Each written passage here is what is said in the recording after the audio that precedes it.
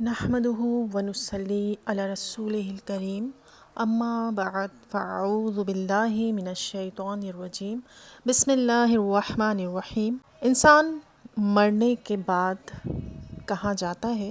اس کی روح کا بدن سے تعلق ہوتا ہے یا نہیں؟ روحوں کے مقامات الگ الگ ہوتے ہیں یا نہیں؟ کیا تمام روحیں ایک ساتھ ہی رہتی ہیں چاہے وہ بد ہوں یا نیک؟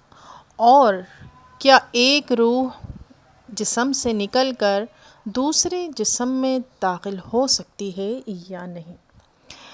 جتنے بھی سوالات ابھی میں نے ذکر کیے، آج ہم انشاءاللہ ان کا تمام کا جواب جانیں گے، اور بھی بہت سی معلومات انشاءاللہ عز و جل موت اور قبر کے بیان میں ہم جانیں گے۔ یہ تمام چیزیں موت اور قبر کے بیان میں اس سے متعلق بہت سارے سوالات ہمارے ذہن میں پیدا ہوتے ہیں، اور ہمیں اس کا علم بھی ہونا چاہیے، کیونکہ آپ سبھی کو پتہ ہے کہ سامان 100 برس کا پل کی خبر نہیں۔ ہماری امیدیں خواب تو بڑے اونچے اونچے ہوتے ہیں، لیکن ہمیں یہ نہیں معلوم ہوتا کہ کل ہمارے ساتھ کیا ہو جائے، اس ایک پل میں ہمارے ساتھ کیا ہو جائے۔ ابھی جو میں یا آپ یا ہم سب سانس لے رہے ہیں، جو سانس ہم نے باہر نکالی ہے واپس نہیں جانتے نہیں ہیں کہ یہ واپس آئے گی بھی یا نہیں۔ تو لمحے کے کروڑویں حصے میں کیا ہو جائے ہمارے ساتھ ہم نہیں جانتے۔ تو پھر سوچئے غور کیجئے کہ ہم اتنے غافل کیوں ہیں؟ کیا ہم موت سے بے خبر ہیں؟ کیا ہم یہ سوچتے ہیں، کیا ہم یہ سمجھتے ہیں کہ موت نہیں آئے گی؟ یا ہم یہ سوچتے ہیں کہ موت آ جائے گی لیکن اس کے بعد کے معاملات آسان ہوں گے؟ بے شک آسان ہوں گے انشاءاللہ۔ اپنی رب کی رحمت پہ یہی امید رکھیے، اپنے رب کی رحمت پہ نظر رکھیے، لیکن ساتھ اعمال بھی کیجیے، کہیں ایسا نہ ہو کہ فقط امید سے ہی پکڑ ہو جائے۔ تو آئیے آج ایمان تازہ کرنے والی باتیں اور موت کو یاد کرنے والی جو ہیں وہ مزید اور مفید باتیں جان لیتے ہیں۔ ہر شخص کی زندگی مقرر ہے، اس میں نہ کمی ہو سکتی ہے اور نہ ہی زیادتی، کیونکہ یہ حدیث مبارکہ سے ثابت ہے کہ جب بچہ ماں کے پیٹ میں غالباً 3 ماہ کا یا 4 ماہ کا، یہ مفہوم ہے حدیث مبارکہ کا، میں آپ کو مفہوم ورڈ ٹو ورڈ بیان نہیں کر رہی، اس کا فقط آپ کو مفہوم بتا رہی ہوں کہ یا تو بچہ 3 ماہ کا یا 4 ماہ کا جب وہ ہو جاتا ہے تو اللہ عز و جل ایک فرشتے کو بھیجتا ہے جو کہ اس کی زندگی، اس کی موت اور اس کا سعید و شقی ہونا، یعنی اس خوش قسمت اور بد قسمت ہونا، یہ تمام چیزیں لکھی جاتی ہیں۔ تو اسی وقت اس کی زندگی لکھ دی جاتی ہے، اور لکھ دی جاتی ہے کہ وہ کب اس کو موت آئے گی۔ تو ملک الموت یعنی موت کا فرشتہ یعنی عزرائیل علیہ السلام قبض روح کے لیے آتے ہیں، اور جب اس کی موت لکھی ہوتی ہے تو اس کی جان نکال لیتے ہیں۔ اسی کا نام موت ہے، جسے ہمیں ہر وقت یاد رکھنی چاہیے۔ اگر ہم اپنی موت کو ہر وقت یاد رکھیں، یا اپنے گھر کے کسی بھی مقام جہاں ہماری زیادہ نظر پڑتی ہے وہاں لکھ کے لگا دیں آخر موت ہے، تو یقین جانیے ہمارے گناہوں کا سلسلہ رکا نہیں تو کم ضرور ہو جائے گا۔ مرنے کے بعد بھی روح کا تعلق بدن انسانی کے ساتھ باقی رہتا ہے۔ جب انسان مر جاتا ہے، روح جسم سے نکل جاتی ہے، لیکن تعلق ختم نہیں ہوتا۔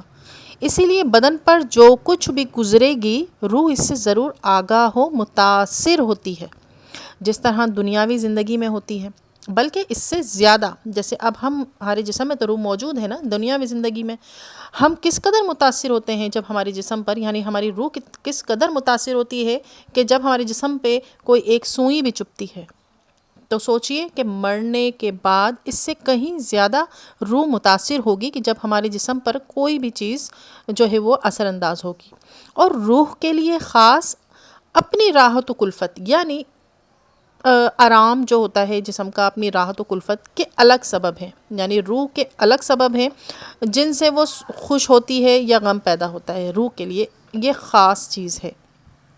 روحوں کے رہنے کے مقامات کے متعلق اگر بات کریں تو سب کے الگ الگ مقامات مقرر کیے ہوئے ہیں اللہ عز و جل نے، جیسے نیکوں کے لیے علیحدہ، بدوں کے لیے علیحدہ، مگر کہیں بھی ہوں اپنے جسم سے ان کا تعلق بدستور قائم رہتا ہے۔ قبر پر آنے جانے والوں کو دیکھتے، پہچانتے اور ان کی بات سنتے ہیں۔ البتہ جب مسلمان مرتا ہے تو اس کی راہ کھول دی جاتی ہے، جہاں چاہے جائے، یعنی اس کی روح کی جو راہیں ہوتی ہیں، اب ایک تو جسم میں قید ہے نا روح ابھی زندگی میں، لیکن مرنے کے بعد تو اس کی راہیں کھول دی جاتی ہیں، جہاں چاہے وہ جا سکتی ہے۔ اس کی مثال حدیث مبارکہ میں یہ فرمائی گئی ہے کہ ایک طائر ہے، روح کو کہا گیا ہے کہ یہ ایک طائر ہے، طائر پرندے کو کہتے ہیں، پہلے قفس میں بند تھا، اب آزاد کر دیا گیا۔ قفس سے مراد جسم ہے کہ وہاں بند تھا، لیکن اب آزاد کر دیا گیا، اور کافروں کی ارواح کو کہیں آنے جانے کا اختیار نہیں ہوتا، وہ قید ہی رہتی ہیں۔ یہ خیال بدروح یا روح کہیں گے، کسی دوسرے بدن میں چلی جاتی ہے۔ جیسا ایسا ہوتا ہے کہ کوئی سوچے کہ یہ اس کی روح اس میں آ گئی، کافی ہندوؤں کا یہ عقیدہ ہے کہ اس کی روح آ گئی، اس نے جنم لے لیا ہے فلاں۔ خیر یہ باطل باتیں ہیں ساری، لیکن خواہ وہ آدمی کا بدن ہو یا کسی اور جانور کا، جیسے یہ سوچنا کہ وہ کسی دوسرے بدن میں آ گئی ہے کسی دوسرے کی روح، جیسے ایک دو نام ہیں تناخس اور ایواگون، اس کو یہ کہتے ہیں کہ اس طرح سے روح دوسرے جسم میں آ جانا وہ تناخس یا ایواگون کہلاتا ہے۔ یہ محض باطل اور ہنود کا عقیدہ ہے، جیسے ابھی میں نے آپ کو بتایا کہ ہندوؤں کا عقیدہ ہے اس طرح کا کہ وہ ایک روح دوسرے روح جسم میں منتقل ہو کے آ جاتی ہے، یعنی کہ وہ دوسرا جنم لے کے آ جاتی، اور اس طرح کا ماننا اگر کوئی مسلمان بھی اس کو مانے کہ ہاں ایسا ہو سکتا ہے تو یہ ماننا کفر ہے۔ موت کے معنی ہے روح کا جسم سے جدا ہو جانا، نہ کہ یہ روح مر جاتی ہے۔ جو روح کو فنا مانے وہ بھی بد مذہب اور گمراہ ہے۔ صرف جسم فنا ہوتا ہے، روح باقی رہتی ہے۔ جب مردے کو قبر میں دفن کرتے ہیں اس وقت اس کو قبر دباتی ہے۔ اگر وہ مسلمان ہے تو اس کا دبانا ایسا ہوتا ہے جیسے ماں پیار میں اپنے بچے کو زور سے چپٹا لیتی ہے، لیکن اگر وہ کافر ہے مرنے والا تو اس کو اس زور سے دباتی ہے کہ اس کی پسلیاں ادھر ہو جاتی ہیں، یعنی پسلیاں آپس میں پیوست ہو جاتی ہیں۔ جب دفن کرنے والے دفن کر کے واپس ہوتے ہیں تو مردہ ان کے جوتوں کی آواز تک سنتا ہے، اس کی قوت سماعت اس قدر بڑھ جاتی ہے۔ اس وقت اس کے پاس دو فرشتے اپنے بڑے بڑے دانتوں سے زمین کو چیرتے ہوئے آتے ہیں۔ ان کی شکلیں ڈراؤنی، آنکھیں دیگ کے برابر سیاہ اور نیلی، بدن کا رنگ سیاہ، اور بال سر سے پاؤں تک، غرض کے ہیبت ناک صورت کا سامنا ہوتا ہے مردے کو، اور وہ مردے کو جھڑک کر اٹھاتے ہیں اور نہایت سختی کے ساتھ اس سے 3 سوال کرتے ہیں۔ نمبر 1، تیرا رب کون ہے؟ نمبر 2، تیرا دین کیا ہے؟ نمبر 3، اور حضور نبی کریم صلی اللہ علیہ وآلہ وسلم کی طرف اشارہ کر کے پوچھتے ہیں کہ ان کے بارے میں تو کیا کہتا تھا؟ مردہ اگر مسلمان ہے تو وہ جواب دیتا ہے کہ میرا رب اللہ ہے، میرا دین اسلام ہے، اور وہ تو میرے آقا و مولا رسول اللہ صلی اللہ علیہ وآلہ وسلم ہے۔ فرشتے کہتے ہیں کہ ہم جانتے تھے کہ تو یہی جواب دے گا۔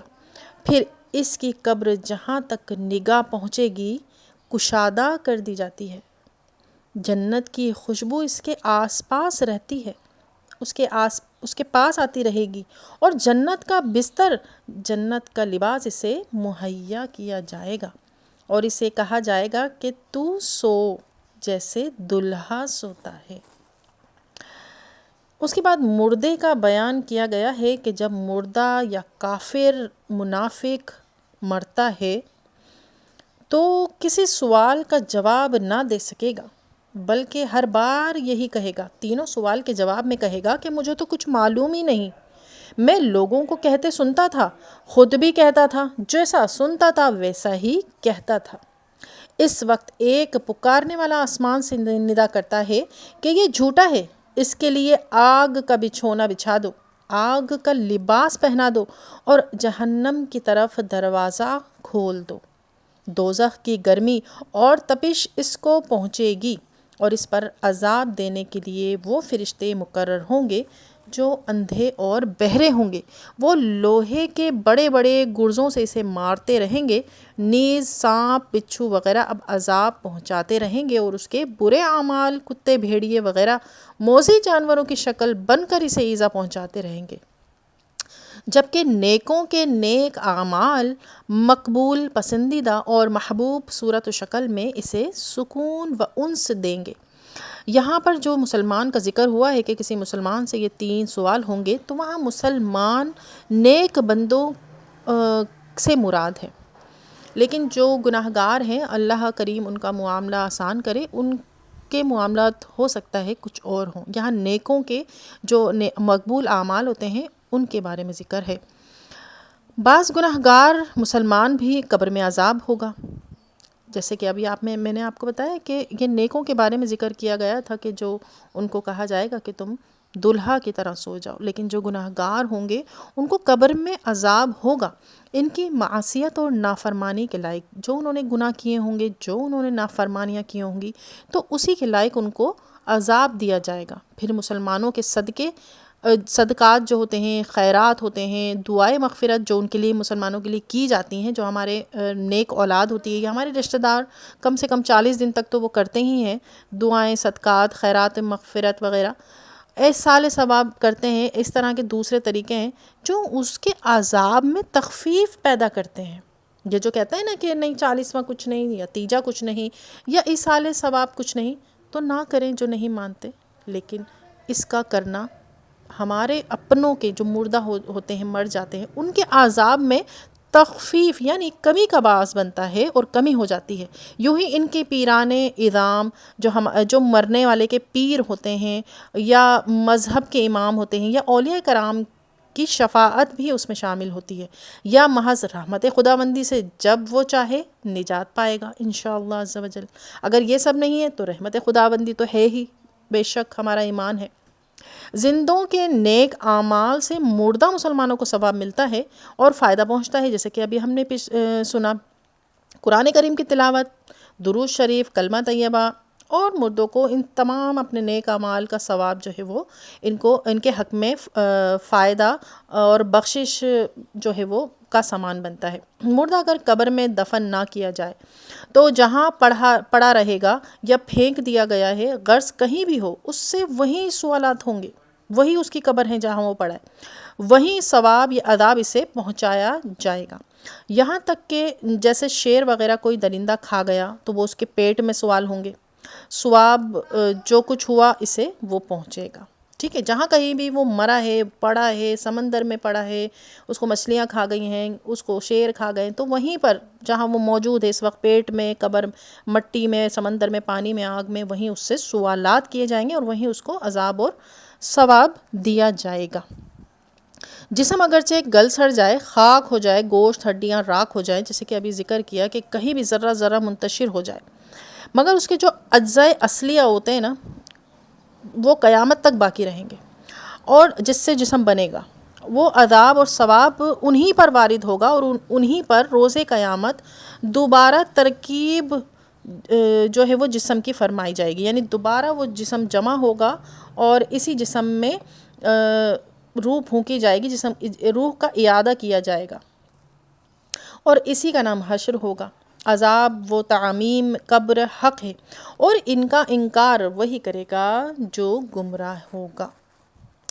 امید ہے کہ آج کے لیکچر سے ہم نے بہت کچھ سیکھا ہوگا اور اللہ کریم نے ہمارے دلوں میں موت کا ایک سما باندھا ہوگا۔ ضرور اللہ کریم ہمارے دلوں کو نرم کرے، موت کو یاد زیادہ سے زیادہ کیا کریں، اس سے دل نرم ہوتے ہیں اور گناہوں سے انسان محفوظ رہتا ہے۔ تو جو کچھ سنا اسے یاد رکھیے، اس کو دوسروں تک بھی پہنچائیے اور اس پہ عمل کی بھی کوشش کیجیے۔ آمین۔ اللہ کریم ہم سب کو توفیق دے۔ دعا میں یاد رکھیے گا۔ السلام علیکم ورحمۃ اللہ۔